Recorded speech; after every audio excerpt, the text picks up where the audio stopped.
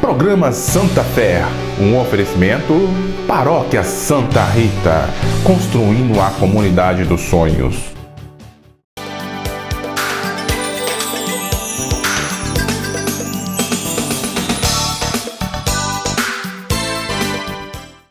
Olá, boa tarde, estamos começando mais um programa Santa Fé, Gesane em clima da missão, porque na verdade agora é na atmosfera da missão. Boa tarde. Boa tarde, Padre Camilo, boa tarde a você que nos recebe na sua casa mais uma vez.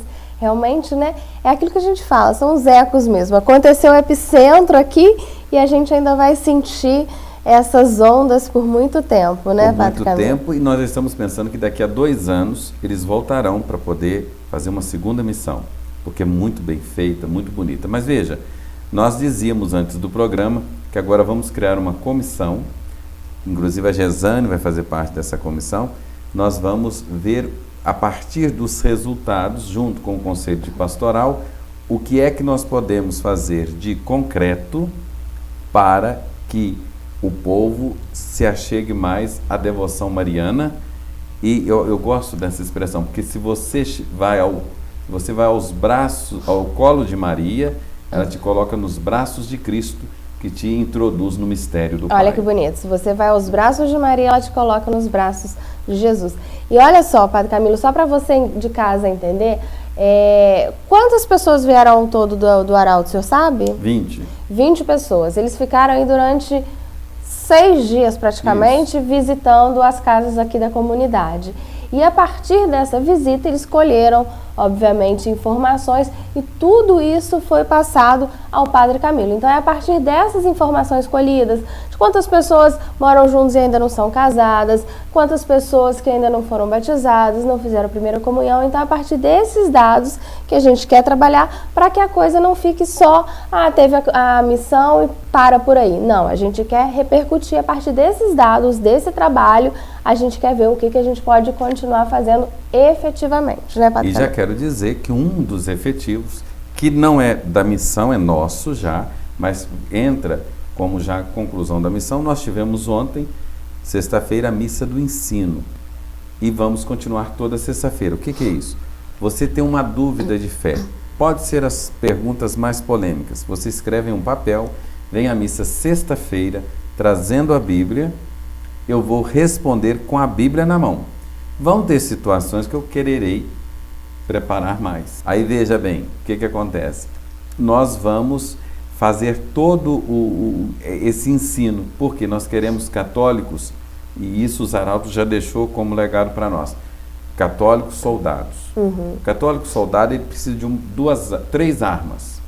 A Bíblia, que a Bíblia é católica, não existe Bíblia protestante.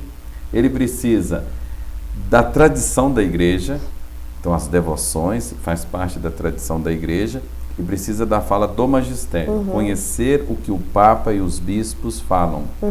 E isso nós vamos fazer dentro da comunidade. E muitas vezes as pessoas têm vergonha de fazer certas perguntas, né? Mas não precisa. E além, às vezes, de ser uma dúvida que a gente tem, volta e meia, eu falo, Padre Camilo, estou com dúvida nisso, que não sei o quê. Às vezes acaba o programa e a gente continua conversando aqui. Mas às vezes pode ser uma questão que você confia, mas não sabe explicar com tanta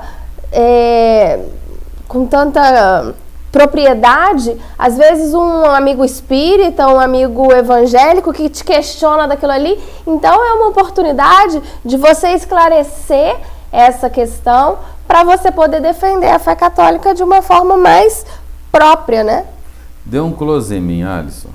Olha só, quer dizer para você o seguinte: eu vejo que quem não sabe a fé católica é porque não conheceu ainda o tesouro que tem dentro de si.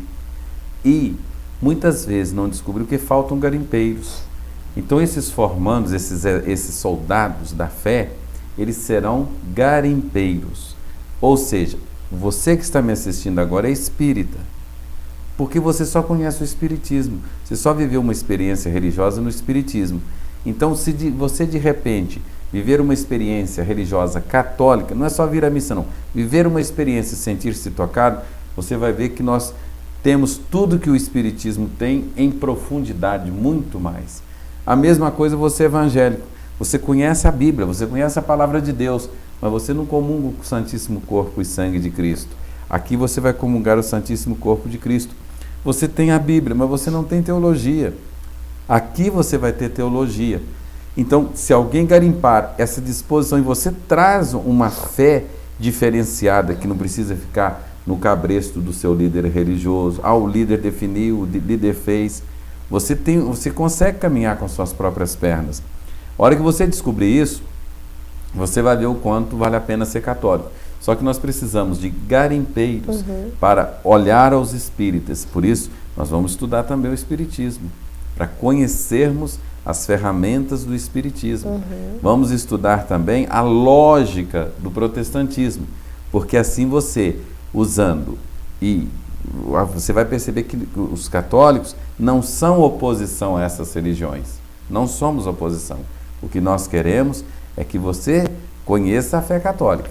Você quer ter sua religião? É uma escolha que você fez. Mas não escolha lá sem ter conhecido aqui. Exatamente. E para a gente argumentar, a gente precisa de conhecer. Precisa, né? de conhecer. Eu estudei muito, viu, Gesane? Quando eu estudei na UFJF, eu fiz uma disciplina com a turma de Direito. E lá, na turma de Direito, era 70% espírita. E eu era seminarista. Então surgiam-se muitas perguntas a mim. E aí eu comecei a ler os livros espíritas para poder responder. Inclusive, o professor Emílio, que é professor de filosofia do SES, ele vai vir dar um curso de reencarnação e ressurreição aqui para os catequistas da paróquia. E certamente vamos fazer uma entrevista com ele sobre isso. E o professor Emílio não é padre. Ele vai falar sobre a relação ressurreição, reencarnação e filosofia. Porque muitas vezes... porque as pessoas às vezes podem até conhecer aquela matéria do espiritismo, mas não conhece filosofia. E rola. A filosofia concorda com a reencarnação? A reencarnação é uma verdade filosófica? Eu vou dizer que não é. Mas se você quiser, nós vamos depois aprofundar aqui uma outra coisa que queremos começar aqui na paróquia, e aí é para a elite do pensamento, que será o Café Consciência. Então nós vamos fazer esse Café Consciência, um projeto que eu já estou desenhando, que vai ser aqui na paróquia, para a classe intelectual de Juiz de Fora. Vai ser uma coisa, vamos dizer assim, do ponto de vista acadêmico, alto nível. Um nível de discussão. Então, né? Qualquer um pode vir, mas o foco, o endereço será a classe, serão os médicos, os professores universitários, os professores de escolas, serão os psicólogos, enfim. Mas vai ser pedreira mesmo, querer fazer uma coisa, os juízes, os promotores aqui da cidade. Maravilha. Eu queria aproveitar aqui e fazer um convite, já que a gente está falando disso, de conhecer para argumentar, né? Tem um filme, Padre Camilo, está passando no Netflix, hoje em dia praticamente todo mundo tem, é só baixar um aplicativo, chama Deus Está Vivo. Então é um filme muito bacana, eu vi semana retrasada com o Steve, é um filme que se passa numa universidade nos Estados Unidos e o menino se inscreve para uma determinada disciplina. E quando ele vai fazer, ele está com um crucifixo no cordão, a menina já olha para ele e fala assim, você não vai conseguir terminar essa disciplina. Ele falou, por que não? Vou fazer. E chegou lá no primeiro dia, o professor entrega uma folha para todo mundo e pede para escrever assim, Deus não está vivo. E para que todo mundo assine. E o professor faz um terrorismo, ele fala, não, eu não vou assinar, eu não consigo assinar, eu não acredito nisso, eu acredito que Deus está vivo. E aí ele propõe ao professor que durante a disciplina, ao fim de todas as aulas, no fim de 15 minutos ao fim das aulas, eles travem um debate. O garoto, o aluno defendendo que Deus existe, o professor defendendo que não existe. E os outros alunos da sala de aula que vão julgar. E aí, obviamente, ele já acreditava na fé católica, mas ele se debruça mesmo e vai estudar e apresenta argumentos maravilhosos. É um filme assim que você tem vontade de ir passando para ver o final. E, obviamente, o final ele consegue provar. E também o professor, a partir daquilo ali, ele se converte. Então é um filme muito bacana, tá passando no Netflix, Deus está vivo, vale a pena assistir. Nós queremos dizer isso com muita autoridade, dizer para você, quem não é católico é porque ainda não conheceu a igreja. Existe um pastor, Smith, que é professor de uma universidade, parece-me do Colorado. Ele converteu ao catolicismo e escreveu um livro, Todos os Caminhos Levam a Roma. Então, se você quiser um caminho espiritual, se você realmente fizer um caminho de Deus, você vai chegar à igreja. Não Inclusive, tem jeito, nesse não tem filme, jeito. tem uma mulher que trabalha na faculdade que ela é de uma família proveniente do islamismo, né? Então ela sai com véu para a escola. E ao ter o contato com esse cara, ela também se converte. Ela fala, eu encontrei Jesus.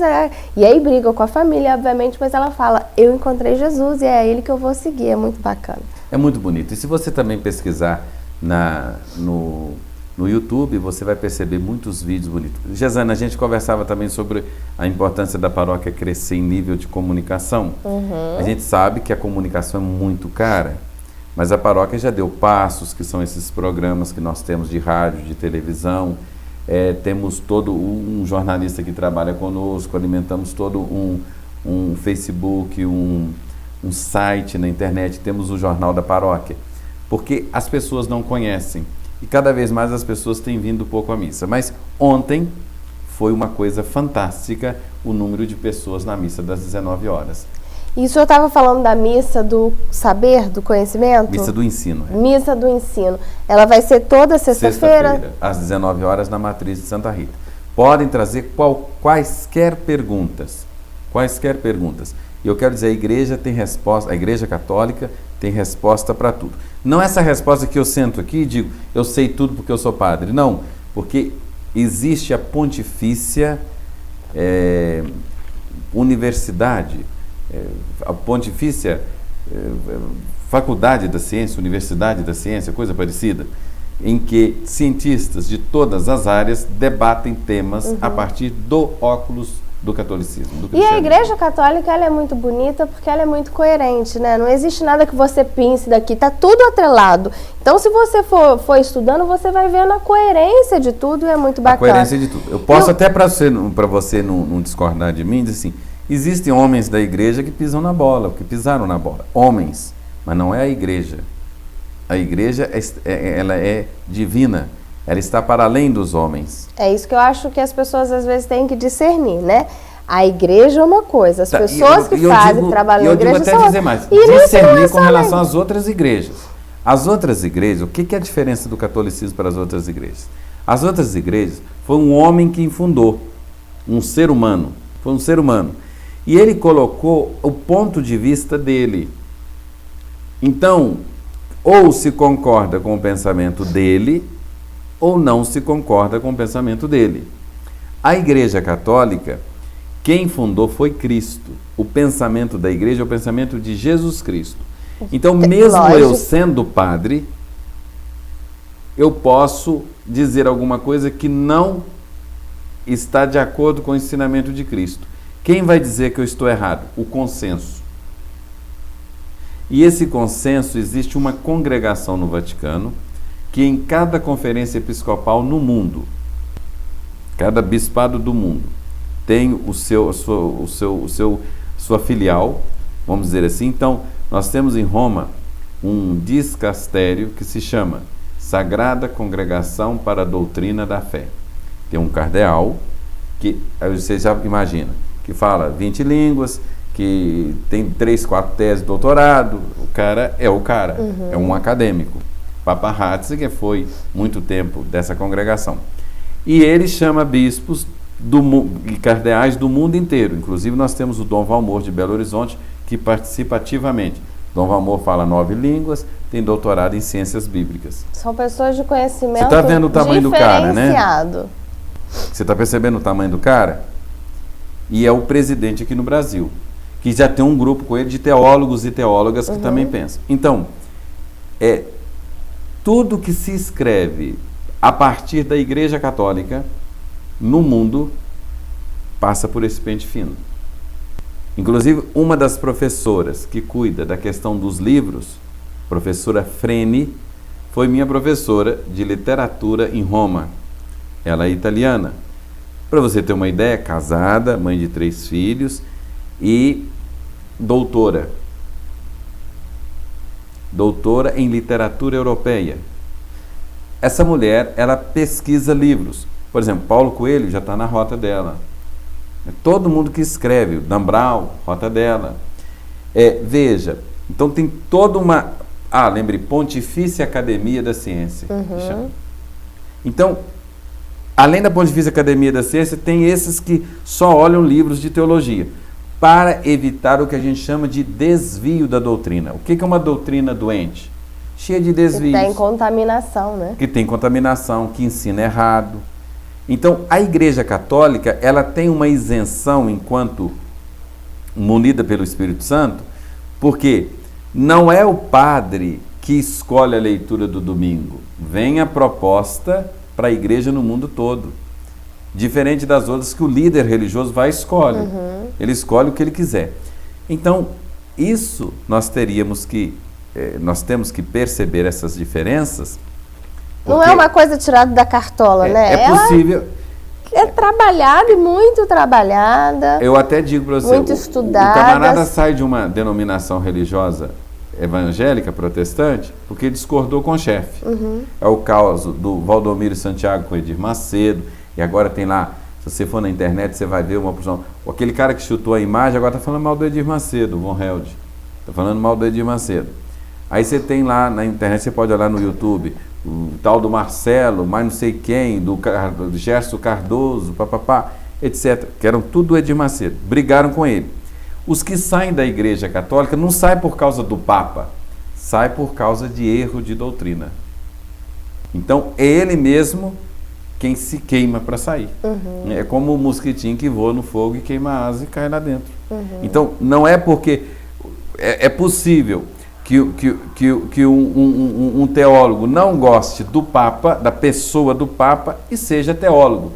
E se ele é teólogo, ele vai, vamos dizer assim, obedecer ao Papa. Eu não gosto do Papa, mas eu o obedeço, porque ele é o Papa e a teologia católica diz que o Papa é o sucessor de São Pedro, o vigário de Cristo na Terra. Portanto, a Bíblia diz isso. Ele é quem convoca. E o que ele diz, eu obedeço. Obedeço filialmente. Como você muitas vezes pode, no seu caso, do meu pai ou da minha mãe, mas eu respeito. Você respeita. Então, a teologia me faz ter essa isenção. Enquanto que as outras igrejas, não, eu não gosto, eu discordei com você, nós brigamos, agora funda uma outra para mim. Exatamente. Entendeu a diferença? Por isso que tem uma opção de religião. Isso é fácil de saber, igual outro dia, do trecho ali, do Parque Guarani. Minha mãe mora no Recanto dos Lagos. Do Parque Guarani até a entrada do Recanto dos Lagos, a gente foi contando outro dia 7 igrejas diferentes. 7 igrejas, porque aquele cara brigou com o outro. E você pode olhar para você ver, olha as histórias aí de Juiz de Fora, é tudo assim. Mas de Juiz de Fora, do mundo. No Rio de Janeiro, são 25 igrejas fundadas por dia. É sempre um conflito de um. A Igreja Católica não tem isso. Ela consegue, porque ela não é o teólogo, o católico, ele sabe que a Igreja Católica não é do Papa, ela é de Cristo. Né? E se porventura, isso não vai acontecer, mas se porventura um Papa começar a falar alguma coisa que vai contra a tradição, a Bíblia, o magistério, ele é tirado. Né? E da mesma forma isso acontece com padres, bispos, com todo mundo, né? bispo, com leigos também.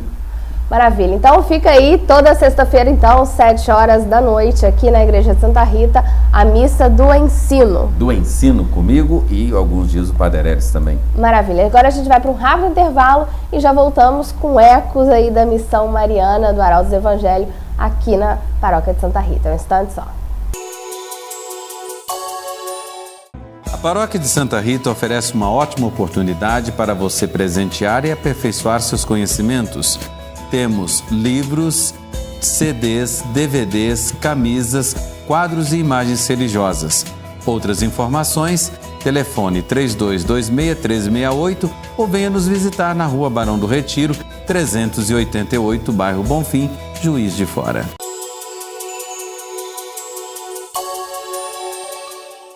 Santa Fé está de volta e agora a gente vai fazer uma pequena homenagem merecida ao Monsenhor Viana, falecido no último sábado junto com a dona Hilda, num acidente de carro em que um motorista alcoolizado bateu de frente no carro deles e provocou essas duas mortes aí. Então, assim, estamos todos ainda de luto com essas duas mortes, né, Padre Camilo? Sem dúvida nenhuma, ontem celebramos a missa de 7º dia. Monsenhor Viana foi um dos maiores padres que eu já conheci, em todos os sentidos, no tamanho, ele era grandalhão, no coração, na inteligência e na fé.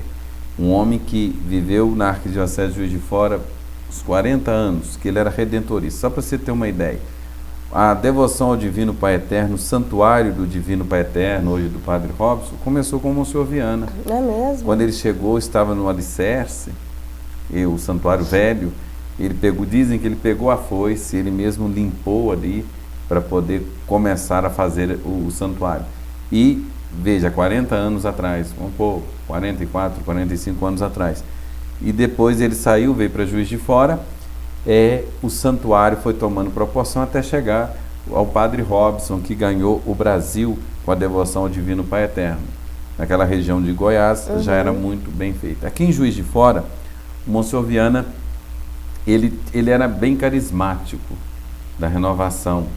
Então, ele conseguiu, nas paróquias onde ele passou, cultivar o coração das pessoas. E é engraçado porque ele tinha uma postura mais séria, mas era de uma acolhida, né? Eu me lembro que uma vez eu confessei com ele na catedral e ele me falou uma coisa que eu nunca mais vou esquecer, mas assim, que deu um conforto tão grande. Ele era de uma acolhida e as palavras realmente saíam da boca dele assim, pelo Espírito Santo mesmo, né? Era de uma acolhida profunda através da palavra, do carinho, do olhar.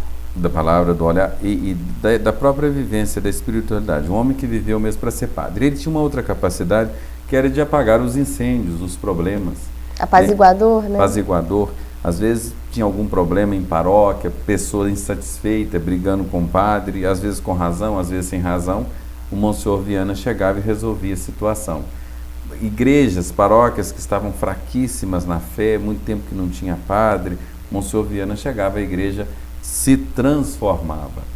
Basta ver as obras na Catedral Metropolitana. Foi todo um projeto que começa com os 13 anos que ele foi pároco da Catedral Metropolitana. A própria Igreja de São José também, né? Ele precedeu o Padre Pierre, né? Então essa retomada assim também eu me lembro que ele, enquanto pároco lá, eu entrevistei durante uma festa de São José. Então também foi o Monsenhor Viana, onde ele passou, tinha paz, ele apagava os conflitos entre as pessoas e a igreja crescia. E a saber, com 80 anos, veja, o povo de Igrejinha estava em peso na catedral, no sepultamento dele, e basta só perguntar ao povo de Igrejinha, que é a última paróquia dele, o que é o Monsenhor Viana.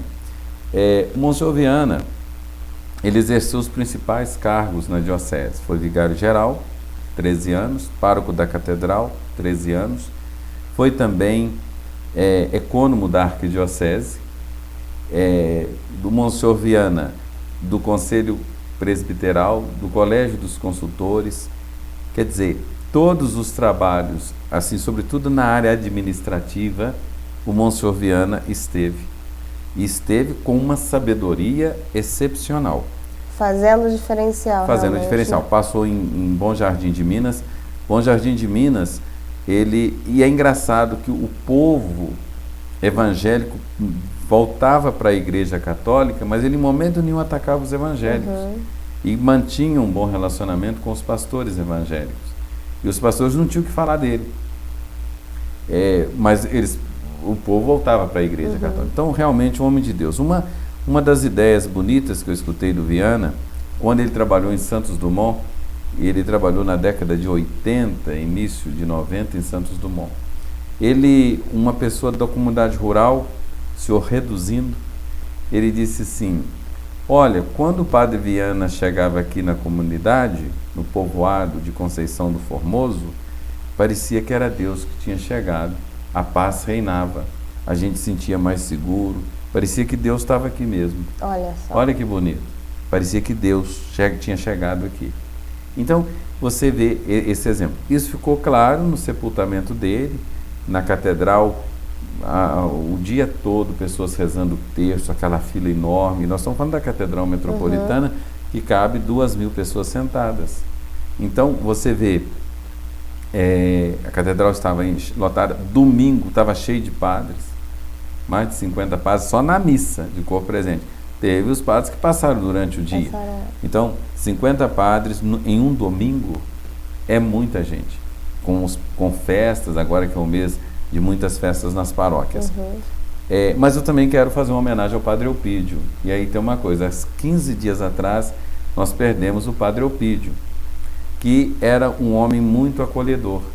E quando o Monsenhor Viana veio, ele ficou na casa do Eupídio, né? Em Bicas. O Padre Eupídio era padre de Bicas. E o Padre Eupídio, o Monsenhor morreu no sábado, na verdade o Padre Eupídio morreu no dia 23 de maio, né, um dia depois de Santa Rita. Não, desculpa, 8 dias depois de Santa Rita, vai dar 29 de maio, coisa assim. Aí o Monsenhor Viana não quis ir no enterro do Eupídio. E a secretária do Dom Gil perguntou assim, mas o senhor não vai ao enterro do Dom Gil? Ele disse que começou a chorar e falou assim, eu não aguento ver ele no caixão. E pouco depois ele também foi, né? Então é para você ver a história como que é. Bom, então fica aí mais uma homenagem, né, ao Monsenhor Viana, que ele agora está nos braços de Deus, a gente tem certeza. E vamos agora para falar de Nossa Senhora. O Monsenhor Viana era redentorista, os redentoristas aqui trabalham no Santuário Nacional de Nossa Senhora Aparecida. Nós tivemos aqui no final de semana a coroação de Nossa Senhora encerrando as missões dos arautos, como falávamos no início. E veja bem, olha que bonito, a imagem, você observa aí no vídeo, a imagem, veja, os cavaleiros de Nossa Senhora, os cavaleiros dos arautos, pegam o andor de Nossa Senhora, solenemente, todo mundo de luva, baixa o andor, o Padre Erélis coloca o terço nas mãos de Nossa Senhora, eu coloco a coroação, eles levantam a imagem, os fogos, e fazem a procissão, vão lá no fundo do rincão e voltam. Quando eles voltam, você vai ver eu de joelho consagrando a paróquia de Santa Rita a Nossa Senhora de Fátima, ao Sagrado Coração Imaculado de Maria. E viu? Inclusive o senhor assinou um documento, isso, né? Aí de repente a gente vai para o altar e eu assino essa coroação que agora será colocada num quadro. E o Padre Erélis, olha só, você pode presenciar a gente assinando. Que bacana. Isso, mostra para o povo. Estou toda arrepiada. Mostra para o povo. E assim a gente começa a encerrar a missão, dizendo que Nossa Senhora é a rainha. Na verdade, o grito durante a procissão luminosa do sábado, que depois vocês vão ver também, o grito era assim: Jesus Cristo, Rei, Jesus Cristo, Rei, Jesus Cristo, Rei, Nossa Senhora, Rainha.